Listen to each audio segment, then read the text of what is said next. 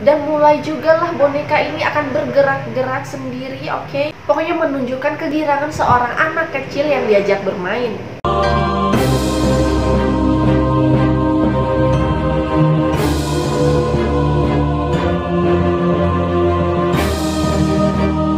Hai, welcome back to my YouTube channel dan thank you buat kalian yang sudah klik video ini. Oke, kali ini aku akan menjelaskan sesuatu yang berbau-bau mistis dari tanah air, yang mana sebenarnya udah sempat aku singgung sih di video sebelumnya. Ya, tepatnya di sini, tapi itu kayak cuma sekilas gitu aja sih. Yaitu mengenai kesenian Nini Tawong atau Nini Tawong. Nah, kalian pasti udah nggak asing lagi kan? Dan di video kali ini aku akan menjelaskan lebih detail lagi nih mengenai kemunculan dari kesenian ini, bagaimana pembuatannya, dan juga bagaimana si mistisnya dari kesenian Nini Tawong ini. So, nggak perlu basa-basi lagi, let's get started.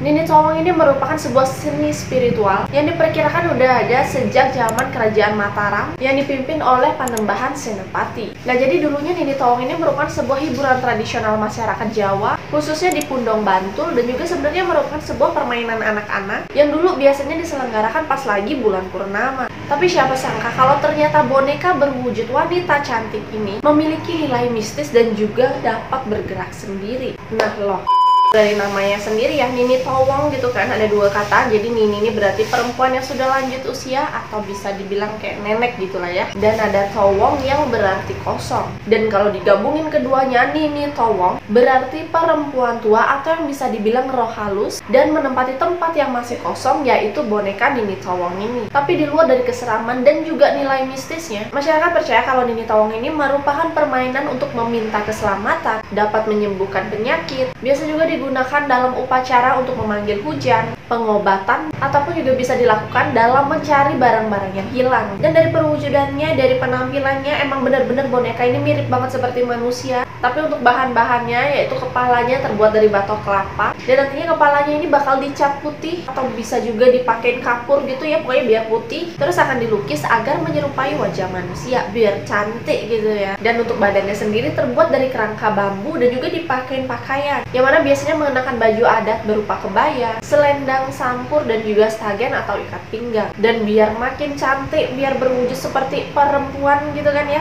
di kepalanya ini biasanya akan diisi aksesoris nih. Kalau kita ya aksesoris, tapi kalau di boneka ini dia kayak dikasih bunga-bunga gitu, yang mana bunganya ini didapat dari kuburan. Aduh, apakah gak gemeter itu yang nonton? Belum juga tampil, tapi begitu kita tahu kalau bahan-bahannya, terutama bunga yang di kepalanya itu diambil dari kuburan, kayak dari situ aja udah kebayang deh gimana seremnya. Apalagi kalau nonton langsung dan boneka ini bisa gerak sendiri. Dan aku jelasin sedikit sekarang nih untuk step by step atau urutan gitu ya, sebelum boneka ini ditampilkan, sebelum pementasan dari boneka ini. Jadi setelah boneka ini siap, udah didandani sebegitu cantiknya gitu ya, boneka ini nantinya akan dibawa ke kuburan bersamaan dengan sesajen-sesajen. Dan dibawanya ini bukan pagi-pagi buta atau siang-siang bolong, bukan, tapi waktu matahari terbenam. Jadi ya kalian udah tau lah gimana seremnya. Jangankan ke kuburan, keluar rumah aja di jam-jam segitu udah kayak mikir gitu ya, mikir dua kali. Dan sebelum rombongan ini memasuki kuburan, seorang pawang ini akan mengucapkan mantra-mantra.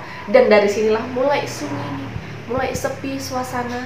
Walaupun di sana ada banyak orang yang mengantarkan boneka ini, tapi nggak ada satupun dari mereka yang saling berbicara. Dan setelah di dalam makam, boneka ini akan ditaruh di pojok nih. Terus si pawangnya akan duduk di depannya dan langsung mulai melakukan ritual pemanggilan roh agar masuk ke boneka ini. Si pawang ini akan mengucapkan mantra-mantra, yang mana untuk tanda dari kedatangan roh ini juga bisa beda-beda ya. Kadang ada kayak hembusan angin yang tiba-tiba kencang, atau pohon yang ya kayak bergerak-bergerak diterpa angin gitu ya. Pokoknya macam-macam lah itu tandanya ya. Dan kalau kayak ngerasa oh udah ada yang datang nih gitu ya, si pawang ini akan menyalakan dupa dan mengarahkannya ke tubuh boneka ini sambil tetap nih mengucapkan mantra-mantra. Dan setelah itu bunga yang ada di sesajen, yang sesajen di bawah tadi tuh ada bunga gitu kan. Nah itu bunganya diambil, yang mana bunga ini bertujuan untuk mendatangkan roh anak-anak. Terus nantinya akan ditaruh di kepala boneka sama di ikat pinggang boneka ini, yang bertujuan bertujuan untuk mengunci roh di dalam tubuh boneka biar dia nggak pergi. Nah, bunganya diselipkanlah itu diikat pinggang sama di kepala. Dan buat kita buat kalian juga yang nggak bisa melihat hal-hal yang berbau mistis atau kayak makhluk-makhluk halus, kalian juga mampu mengetahui kalau boneka ini sudah dimasuki roh dengan cara apa? Yaitu kalau badannya dipegang, kepala yang dipegang itu agak anget ya katanya. Dan juga wajah dari boneka ini yang tadinya putih cerah gitu kan warnanya akan sedikit meredup. Dan setelah ritual pemasukan roh ini selesai, boneka ini akan diangkat keluar makam menuju area pementasan,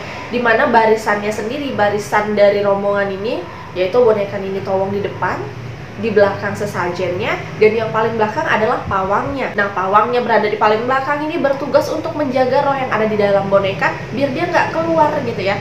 Nah kan karena dia bisa ngeliat ya, jadi kayak dia menjaga gitu di belakang. Dan sesampainya di tempat pementasan, boneka ini akan diletakkan di tengah-tengah kerumunan wanita, yang mana wanita-wanita ini nanti akan bertugas untuk memegang kaki atau bagian bawah dari boneka Nini Towong ketika boneka ini mulai bergerak-gerak. Dan kalau udah semuanya ambil posisi, formasinya udah lengkap nih, barulah gamelan ini akan mulai berkumandang, diiringi syair ngupu bocah bajang ditembangkan. Dan mulai juga lah boneka ini akan bergerak-gerak sendiri, dia berputar-putar ke atas ke bawah, loncat-loncat, pokoknya menunjukkan kegirangan seorang anak kecil yang diajak bermain. Dan katanya kalau roh dalam boneka ini senang gitu ya, gerakannya pasti akan lebih atraktif, dia loncat-loncatnya lebih tinggi gitu kan, muter-muter, pokoknya gimana kayak anak kecil yang seneng gitu diajak main, pasti dia gerakannya bakal lebih bersemangat gitu kan ya.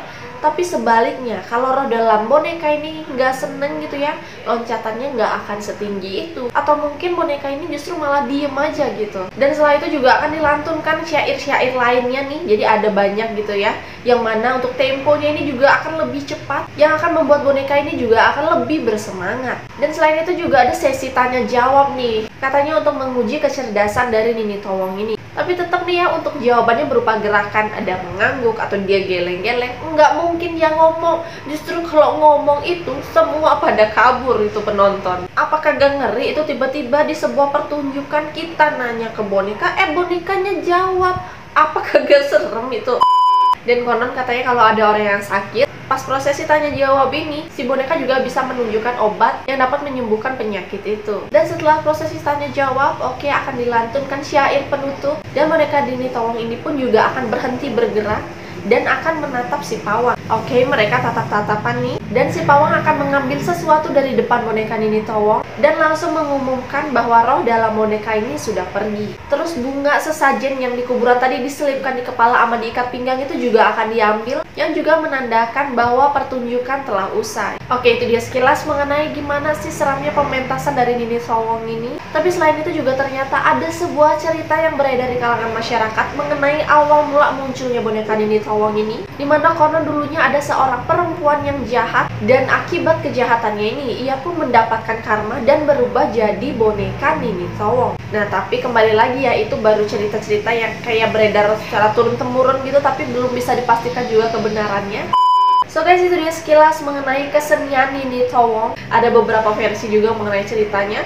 Mungkin ada dari kalian yang mau menambahkan, atau kalian tahu versi lainnya, kalian bisa komen di bawah. Sorry juga kalau misalnya aku ada kekeliruan. Dan sekian dulu video kali ini. Jangan lupa untuk subscribe, like, share, komen, dan juga aktifkan lonceng kalian agar kalian tidak ketinggalan video-video terbaru dari aku. And see you on the next video. Bye!